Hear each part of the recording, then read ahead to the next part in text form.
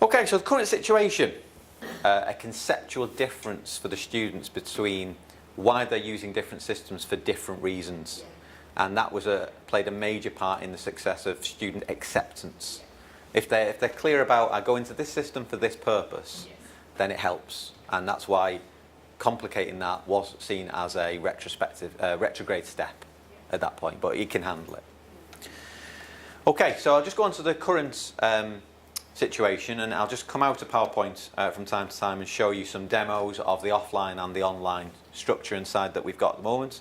So like I said, current situation, on a daily basis, 1,600 students and potentially 1,200 staff use the system. So it's at quite a large scale. We've got a structure now based around workbooks in each year, and I'll show you some of that year 1 to 4 content now. One thing that PebblePad does very well is cope with different structures within your course.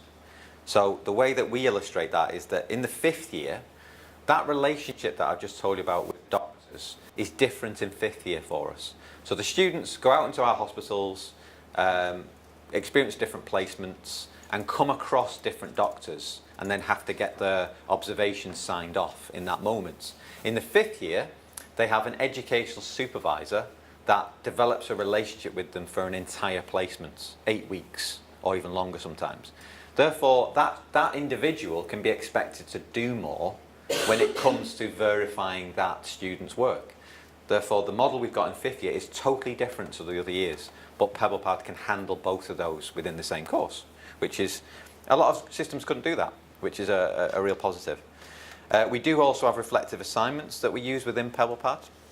So they take something which is a specific activity and get them to think about it and come back to it a bit later on. We also have, are they called academic advisors here? So like personal tutors, do you have that here? Yeah, a few nods.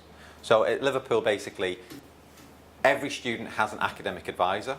So myself, I have 10 students for 2 years, and they meet me 2 or 3 times a year officially for meetings to see what their academic progress is like.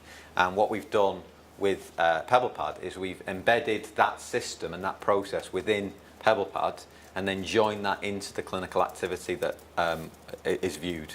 So we bring both sides together, which has been a massive bonus, so that you've got some overview and some conversation around the work that's in there, which I think is crucial for this process. So we can do that through our academic advisor processes. We use it for other things. We use it for purely administrative tasks. We used to get student agreements signed, big sheets of paper, not sheets, binders worth, with all the regulations that they have to comply with, and used to physically return them to the office.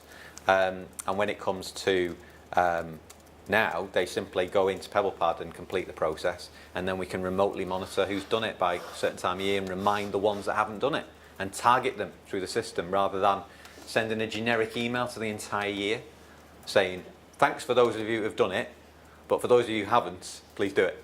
Now you can target just the people who haven't done it. And we've got a lot of guides and documentation which I can show you if you're interested. So